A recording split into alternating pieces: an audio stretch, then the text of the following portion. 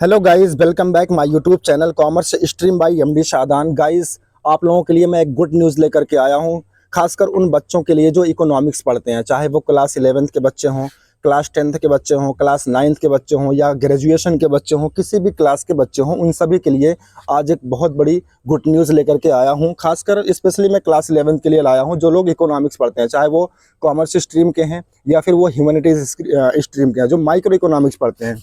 लेकिन आज का वीडियो तो गाइज हर एक स्टूडेंट के लिए इम्पॉर्टेंट होने वाला है, चाहे वो इकोनॉमिक्स पढ़ता भी हो या ना पढ़ता हो।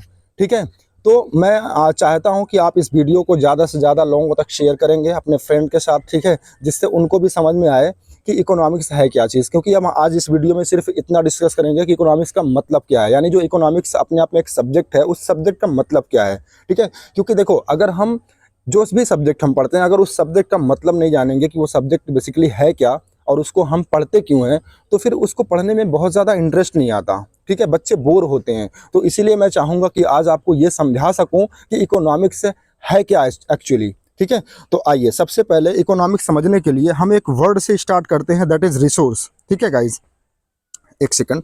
तो देखिए, रिसोर्स का मतलब क्या होता है। कह रहा everything available in our environment which can be used to satisfy our needs and wants is called resource. इसका मतलब ये कि हमारे इन्वायरमेंट में या फिर पूरे वर्ल्ड में गाइज, जितनी भी चीज़ें हैं, सुई से लेकर के हवाई जहाज़ तक, जितनी भी चीज़ें हम इस्तेमाल करते हैं जिससे हमारी नीड्स एंड वांट्स फुलफिल होती है, वो सभी हमारे लिए रिसोर्स कहलाती है। जैसे फॉर एग्जांपल, आपको मान लीजिए गर्मी लग रही है, आपने फ़ैन का यूज़ कर लिया, आपकी गर्मी खत्म हो गई, that is resource for you, that fan is resource for you. ठीक है, अभी देखिए ठंडी का महीना आ रहा है, जनवरी में बहुत ज़्यादा ठंडक हो जाती है, उस टाइम लोग ब्लैंकेट का यूज़ करते हैं ताकि उनकी ठंडी थोड़ा सा कम हो सके या रुक जाए। ठीक है, तो that blanket is your for resource. ठीक है, यानी कोई भी चीज़ जिसका आप इस्तेमाल करते हैं, जिससे आपकी नीड्स फुलफिल हो जाती है, वो आपके लिए रिसोर्स है। यहाँ देखिए, वैसे मैंने कुछ एग्जांपल लिखे हैं, जैसे कि एयर, वाटर, फूड। अब आपको प्यास लगी है, आपने पानी पी लिया, ठीक है, तो पानी भी आपके लिए क्या बन गया, रिसोर्स बन गया। आप भोजन करते हैं, वो भी आपके लिए रिसोर्स है। तो दुनिया की कोई भी चीज़ जिसे आप इस्तेमाल करते हैं गाइज, वो सारी चीज़ें क्या हैं, रिसोर्स हैं। ठीक है, लेकिन आज हम इकोनॉमिक्स आपको पढ़ाने वाले हैं, और इकोनॉमिक्स को पढ़ाने के लिए या इकोनॉमिक्स है क्या चीज़ उसको समझाने के लिए सबसे पहले हम इसी वर्ड से शुरुआत करेंगे कि रिसोर्स क्या चीज़ है। और रिसोर्स में मेनली हम मनी की बात करेंगे, क्योंकि मनी भी एक रिसोर्स है मेरे भाई। पैसा भी आपके लिए क्या है, एक रिसोर्स है। पैसे से हम अपनी बहुत सारी वांट्स को ही तो फुलफिल करते हैं। ठीक है, तो पैसा भी एक रिसोर्स है। ठीक है, तो आइए देखिए, सबसे पहले एक चीज़ मैं आपको समझाना चाहूँगा कि हमारी जो इकोनॉमी है, दैट इज़ इंडिया।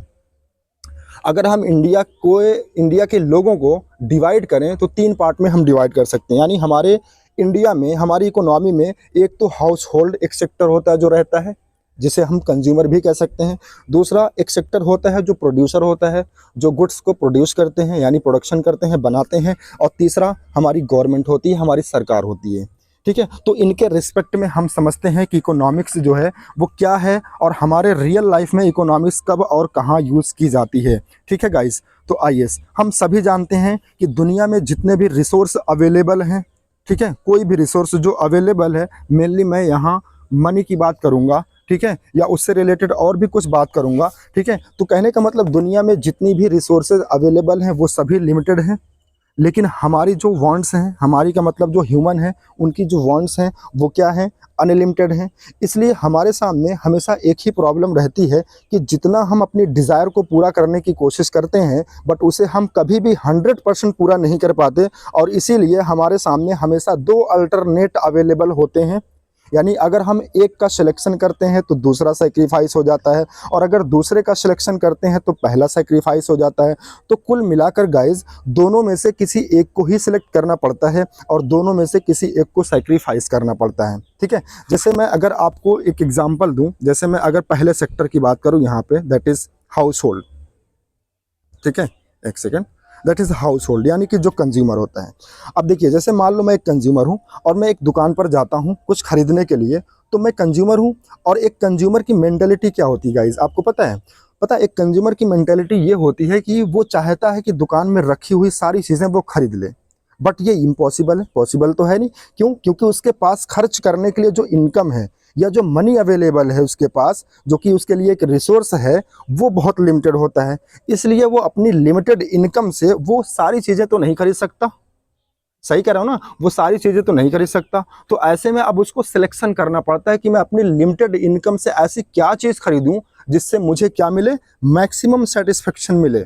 ठीक है, तो एक जो कंज्यूमर होता है, एक जो कस्टमर होता है, वो हमेशा इसी चीज़ में फंसा होता है कि अपनी लिमिटेड इनकम को मैं कहाँ खर्च करूं जिससे मुझे क्या मिले, मैक्सिमम सेटिस्फेक्शन मिल जाए। देखो गाइस, अगर कोई कंज्यूमर मान लो अपने रिसोर्स को गलत जगह इस्तेमाल कर देता है, एक तो वैसे ही दुनिया में रिसोर्स या फिर उसका जो पैसा होता है वो बहुत लिमिटेड होता है, और उसको अगर गलत जगह लगा देगा, गलत जगह उसको खर्च कर देगा, तो उसका जो रिसोर्स है गाइज वो वेस्ट हो जाएगा।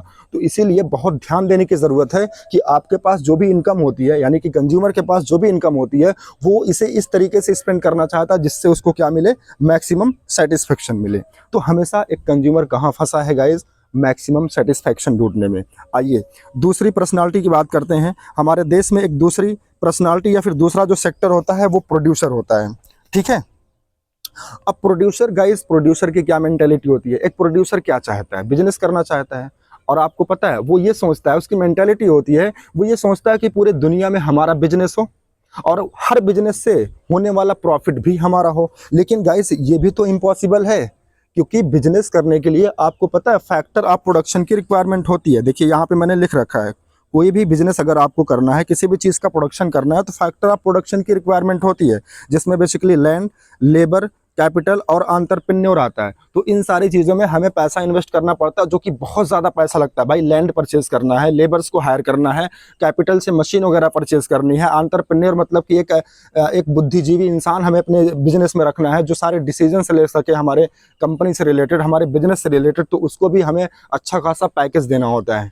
ठीक है, तो ये 4 फैक्टर में हमें पैसा इन्वेस्ट करना पड़ता है। अब किसी भी इंसान के पास भाई इतना सारा पैसा तो नहीं है कि पूरे दुनिया में हर बिजनेस उसका हो जाए और जितना भी फैक्टर ऑफ प्रोडक्शन है वो परचेज कर ले, उसको हायर कर ले। ऐसा तो पॉसिबल नहीं है, क्योंकि प्रोड्यूसर के पास भी जो इनकम होती है, जो पैसा होता है इन्वेस्टमेंट करने के लिए फैक्टर ऑफ प्रोडक्शन में या फिर बिजनेस में, वो भी इतना लिमिटेड होता है कि वो हर बिजनेस तो नहीं कर सकता। तो उसे भी क्या करना होता है, सिलेक्शन करना पड़ता है। भाई दुनिया में इतने सारे बिजनेसेज हैं, ठीक है, बिजनेसेस के बहुत सारे फॉर्म्स हैं। तो अब एक प्रोड्यूसर के सामने ये प्रॉब्लम ये आती है कि यार वो ये सोचता है कि यार मैं कौन सा बिजनेस करूं जिससे मुझे मैक्सिमम प्रॉफिट हो। तो अब एक प्रोड्यूसर कहाँ पे फंसा हुआ गाइस, एक प्रोड्यूसर यहाँ पे फंसा हुआ है कि वो अपने पैसे को किस जगह इन्वेस्ट करें, किस बिजनेस में इन्वेस्ट करें जिससे उसे क्या मिल सके, मैक्सिमम सेटिस्फेक्शन मिल सके। ठीक है, तो हमें अपने लिमिटेड इन्वेस्टमेंट से आपको एक बिजनेसमैन को अपने लिमिटेड इन्वेस्टमेंट से वो अल्टरनेट सेलेक्ट करना पड़ेगा, वो बिजनेस सेलेक्ट करना पड़ेगा जिससे उसको क्या मिल सके, मैक्सिमम प्रॉफिट मिल सके। तो आप ही कंज्यूमर हैं और आप ही प्रोड्यूसर हैं। बट जब आप कंज्यूमर हैं तो आप मैक्सिमम सेटिस्फैक्शन चाहते हैं, और जब आप प्रोड्यूसर हैं तो आप मैक्सिमम प्रॉफिट चाहते हैं। तो एक इंडिविजुअल पर्सन बेसिकली अपनी लाइफ में 2 रोल प्ले करता है गाइज। एक वो रोल जहां से वो इनकम को अर्न कर सकता है, और दूसरा वो रोल जहां पर वो अपनी इनकम को स्पेंड कर सकता है, यानी खर्च कर सकता है। ठीक है, जब आप इनकम को अर्न करते हैं तब आप प्रोड्यूसर कहलाते हैं, और जब आप उसी इनकम को खर्च करते हैं तब आप कंज्यूमर हो जाते हैं। लेकिन कभी कभी हम एक तीसरा रोल भी प्ले करते हैं, दैट इज गवर्नमेंट।